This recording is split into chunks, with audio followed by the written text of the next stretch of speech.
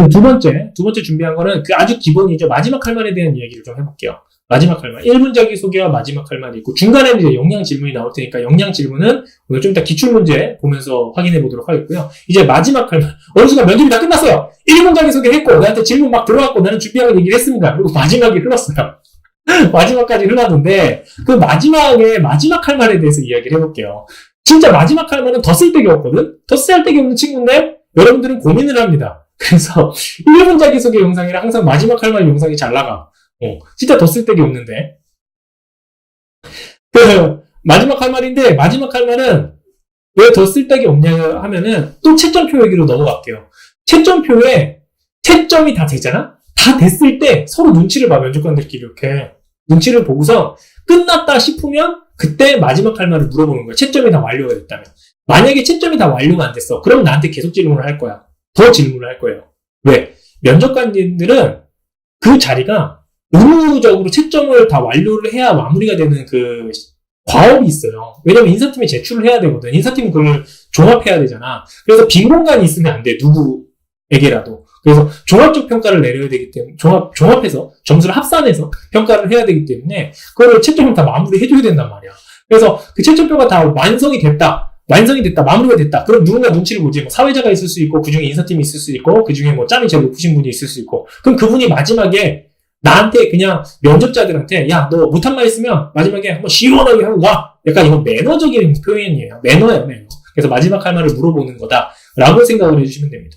그 마지막 할 말에 대해서는 어제도 잠깐 얘기를 했는데요. 그렇다면 우리는 마지막 할 말 뭘 하는 게 좋냐? 사실 마지막 할 말은 아무것도 안 하는 게 좋긴 해요. 왜냐면 약간 그런 거야. 제가 면접은 소개팅이 아니라고 얘기를 했잖아요. 면접은 소개팅이 아니라고 얘기는 했지만, 소개팅에 비유를 한다면 약간 이미 평가는 다 끝났는데 질척거리는 느낌? 시간 없으면 마지막 할 말도 안 물어봐요. 뭘 물어봐. 그치? 예, 이상 면접 마무리하도록 하겠습니다. 안녕히 들어가세요. 뭐 이렇게 하겠지. 그래서 마지막 할 말은 이미 평가가 다 끝났기 때문에 아까 못한 말을 더 한다고 해서 좋아질 일도 없고요. 뭘 해도 뭐 없어. 대부분 없어. 대부분 없기 때문에 그냥, 가만히 있으면 돼. 손들어서 마지막 할 말 해보세요 해서 내 의지, 뭐 열정을 보여주겠다 이런 거 하지 마. 그냥 가만히 있으세요. 근데 문제는 뭐냐면 무조건 해야 되는 타이밍이 있어. 무조건 해야 되는 타이밍. 예를 들어서 5명이 앉아있는데 저 끝에서부터 한 명씩 나한테 오는 거야. 막 다 같이 안 하면 좋은데 막 한 명씩 질문을 해. 막 뭔가 해. 그럼 나 때돼서 저는 할 게 없습니다. 이러면 조금 이제 열정 없어 보이고 막 감점이 될 것 같잖아. 진짜 되긴데요. 남들 다 할 때는 해야 돼. 남들 다 할 때는 해야 되고, 그리고 나한테 꼭 찍어서 물어봐. 제이콥님 해주세요. 마지막 할 말 해주세요. 근데 할 말 없습니다. 하기 좀 이상해. 그치? 그럴 때도 해야 돼. 분위기 이상 보면서 반드시 해야 되는 게 있어요. 그래서 그때를 위해서 준비해가는 건데, 그럼 그때 뭘 하는 게 좋을까? 이거는요, 이렇게 생각하시면 돼. 우리 역량평가는 다 끝났다고 했지. 역량평가는 끝났다고 했기 때문에 약간 논리적인 이야기는 끝났다라고 생각하는 게 맞아. 논리적인 이야기는 끝났고, 그럼 우린 뭘 하는 게 좋으냐? 마지막은 약간 감정적인 이야기를 해주는 게 조금은 더 좋아요. 감정적인 이야기.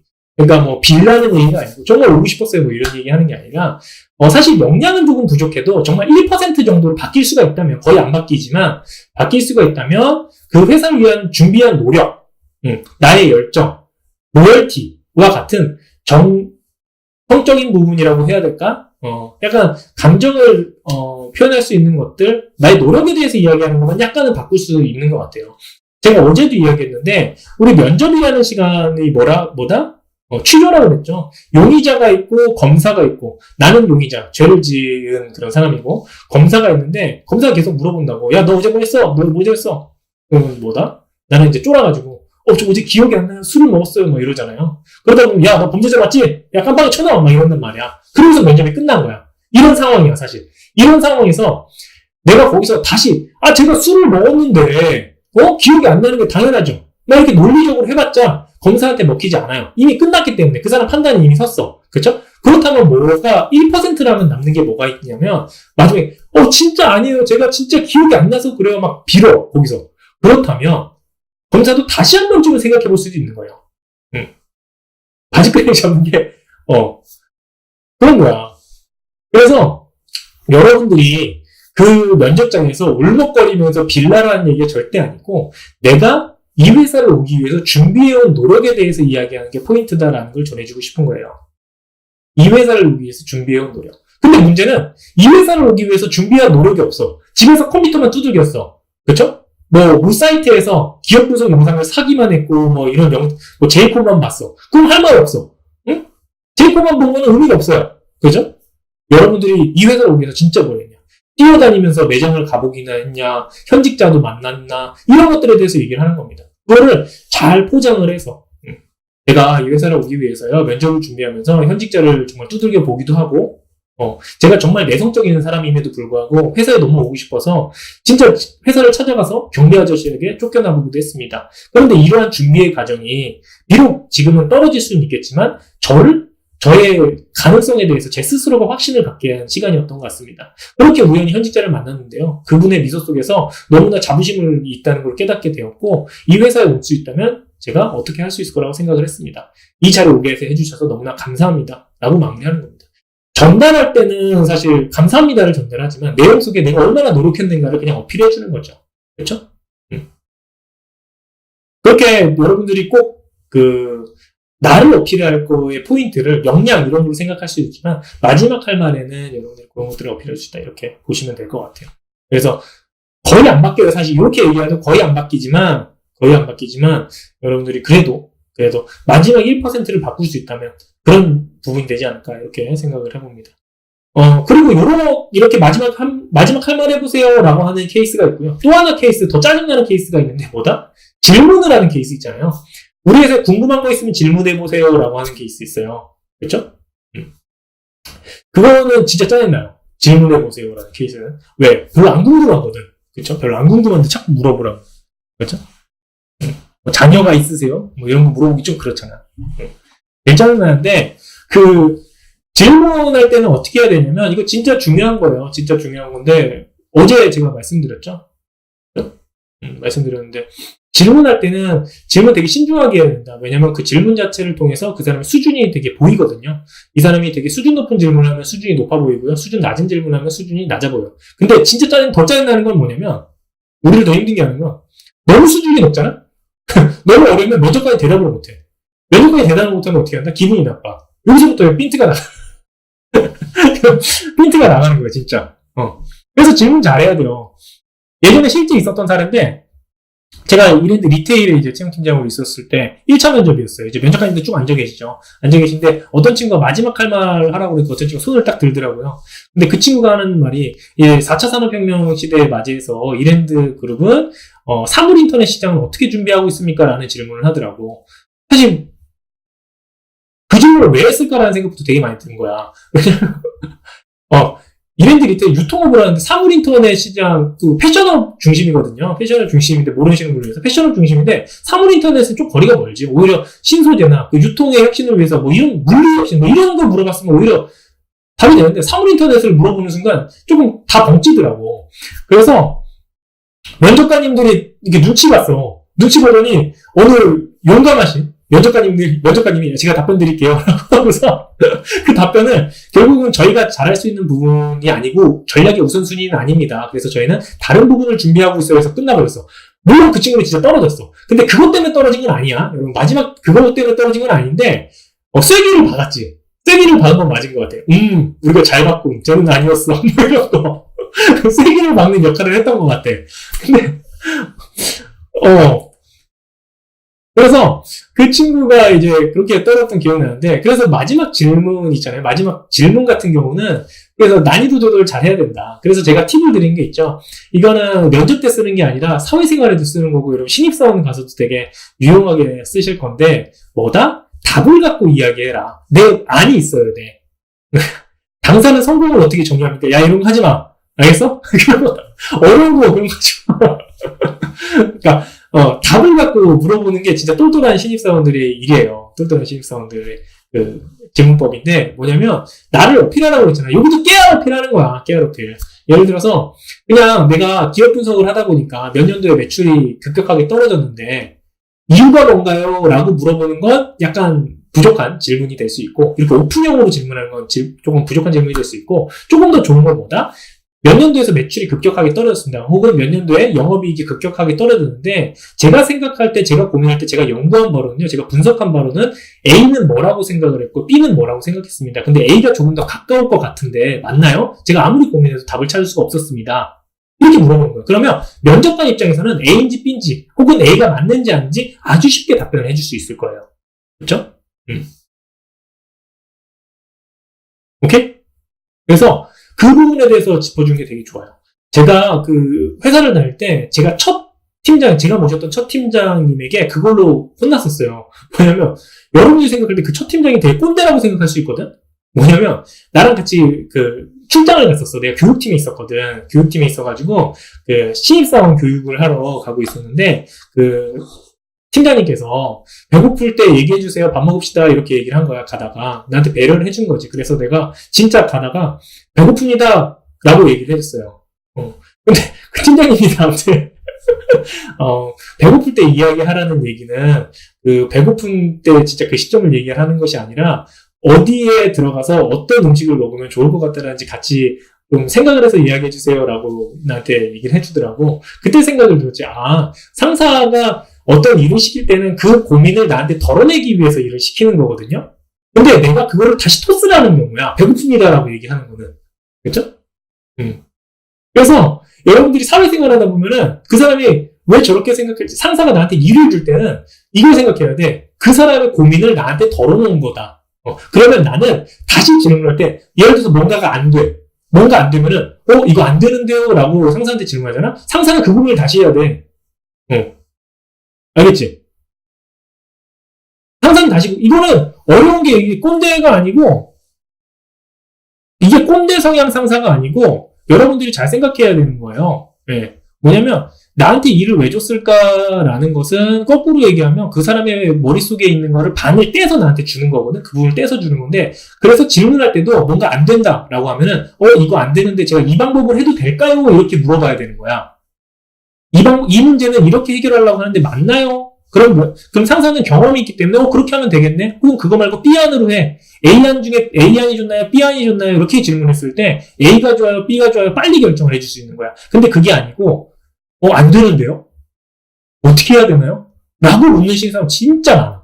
그러면 어떤 일이 벌어지면, 근데 여기서 하나, 이거 딴 얘기인데, 여기서 조금 더 멍청한 상사는 그걸 같이 고민해줘. 여러분들은 그 상사가 되게 좋은 상사라고 생각하잖아. 같이 고민해준다. 좋은 상사가 솔직히 아니에요. 그런 상사는. 좋은 상사가 아니고 일을 잘 못하는 상사가 일반적으로 그래. 마지막 할 말에 그냥 시간 내줘서 감사합니다. 좋은 인연을 다시 뵙기를 희망합니다. 괜찮아요. 괜찮아. 나쁘지 않아요. 하지만 그거보다 조금 더 적극적으로 하면 더 좋을 것 같아서 추가적으로 얘기를 하는 겁니다. 자, 물어보고 싶은 거 있냐고 할 때 혹시 제가 이번에 좋은 모습을 못 보여줘서 못 보게 된다면 추후에 면접에 있어서 개선해야 할 부분이 뭔지 여쭤봐도 될까요? 라고 물어봐도 될까요? 그거는 별로 좋지는 않아. 진짜 많이 물어보거든? 와우님 같은 경우 그걸 은근히 많이 물어봐. 저 어떤 부분을 좀 피드백 해줄 수 있나요? 라는 것들. 근데 그거 해주기가 되게 껄끄러워. 왜냐면 이유가 다 있어요. 뭐냐면 면접관님들이 서로 면접 평가를 못 본단 말이야. 근데 면접관이 약간 경쟁 같아. 경쟁 같은 거라서 내가 사람을 보는 눈이 뛰어난 것도 되게 좋아하잖아. 필요하잖아. 근데 그 자리에는 인사팀장도 있고요. 그 다음에 다른 실무자들, 다른 부서장급 혹은 임원들도 있는데 감옥 가다가 회장님도 앉아있는데 그걸 누가 얘기하겠어. 나는 이 사람이 이렇게 봤다라고. 그렇죠? 그럼 다른 사람도 다르게 볼 수가 있거든. 그럼 만약에 예를 들어서 임원 면접이라 칩시다. 그러면 여기 회장님이 앉아 계셔. 여기에 CHO가 앉아 있어. 다른 임원들이 앉아 있어. 그러면 만약에 이렇게 질문했잖아? 그러면 거기 총대를 메고 CHO가 말할 수밖에 없거든? 눈치상? CHO가 인사총괄이니까 얘기하잖아. 근데 인사총괄이 뭐라, 블라블라라고 얘기를 했네? 근데 회장님 볼 때, 사람 보는 놈이 없어. 이렇게 생각할 수도 있는 거예요. 그래서 그 평가하는 내용은 원래 그 면접관님들끼리 쉐어를 안 해. 인사팀만 봐. 쉐어를 안 하게 돼 있거든? 그래서 되게, 난감한 질문이 될 수도 있는 거예요.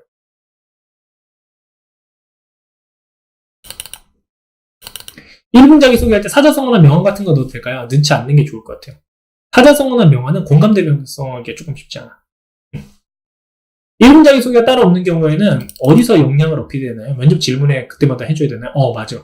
YP님 정말 좋은 질문 하는데 1분 자기소개를 없앤 이유는 자신들이 정말 구조화된 면접을 설계했고 거기에 답변이 어떻게 되느냐에 따라 점수를 주겠다는 거기 때문에 첫 번째도 두 번째도 답변을 충실히 하려는 노력만 하면 돼.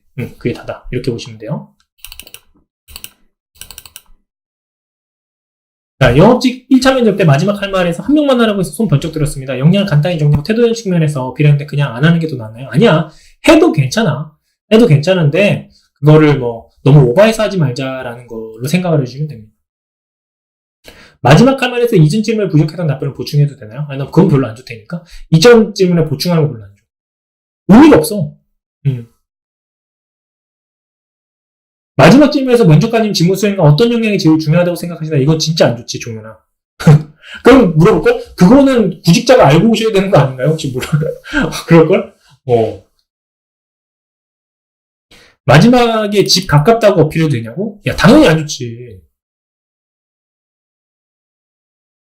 하나, 둘, 셋. 피드백 정말 빠르게 해주셔서 감사합니다. 아, 올린 사람 중에 한 명이구나? 아. 직관 부분에서 1분 자기소개랑 마지막 할 말 둘 다 찍어서 올리는 건 안 된다는 거죠. 아니, 올려도 돼. 올려도 되는데 아마 안 될 거야, 그 시스템상. 두 개 내가 알기로 안 될걸? 수정만 될걸? 아마도. 마지막 할 말 때 면접장에 오면서 느낀 점이랑 겸손함을 보여주는 거 어때? 좋지? 괜찮아요. 근데, 면접장을 오면서 느낀 점과 겸손함에 대해서 했을 때 면접관이 뭘 느낄 것인가는 느끼는 바는 없을 것 같은데? 그냥, 끝났구나, 이거지. 그러니까, 마이너스를 없애는 정도지.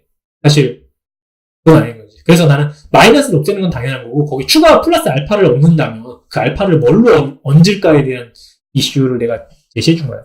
그렇죠? 아, 둘 다 올릴 수 있어? 둘 다 올려? 괜찮아. 내가 해줄게.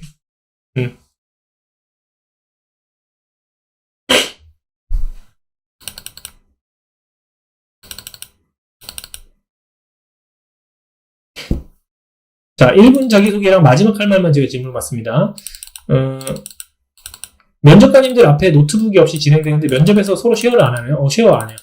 면접 마지막에 랩업을 해. 마지막에 이제 본인이 느낀 바에 대해서 이렇게 하는데 절대 점수는 쉐어를 안 해요. 일반적으로. 왜냐면 하면은 한쪽으로 몰기 때문에 평가를 잘하기 위해서 절대 그렇게는 잘 안 하죠.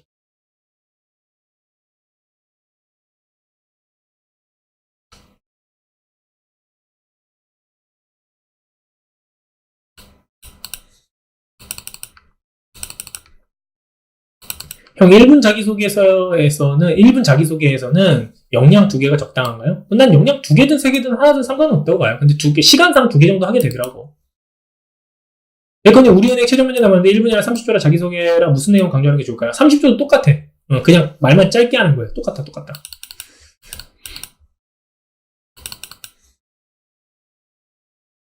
자기소개 작성 시 전문적인 내용을 많이 넣었는데 답변을 못할 것 같은데 이런 부분 어떻게 풀어나가면 좋을까요? 모의 문제 보니까 좀 깊게 들어가니까 답이 안 나요. 그럼 이거는 좀 깊게 들어서 답을 할 수 있도록 본인이 준비해야지. 내가 찔렀을 때 들어온다고 해서 그거를 하면 막 피하면 안 되지. 기회가 왔는데 그 준비를 많이 하는 게 맞죠. 1분 자기소개랑 직무 경험 겹치게 되잖아요. 똑같은 스크립트를 말해도 돼요? 같아. 근데 이거 하나만 말씀드릴게요. 지금 신김님처럼 이렇게 고민하는 경우가 많거든요. 뭐냐면 1분 자기소개 때 했던 경험 2개를 얘기하게 되는데 그 경험을 다시 다른 경험에서 이야기해도 되느냐 이건데 이건 당연히 괜찮아요. 왜냐면 뭐가 다르냐면 1분 자기소개 때는요. 하는 말이 전체 내 액션은 내가 무슨 일을 했다, 어떤 일을 경험했다 전체를 이야기하는 게 결코 아니고 뭐다? 이 과정 속에서 과정 알면 그 어떤 일을 했고 어떠한 과정을 겪었습니다 라는 그냥 결과물만 제시하는 거기 때문에 핵심 내용은 다 빠져있단 말이야. 그래서 그걸 말해도 상관없어요. 완전 다른 내용으로 들릴 거야. 네. 결코 상관없고 그리고 같은 이야기를 해도 구체성이 다르기 때문에 해도 됩니다. 그렇죠?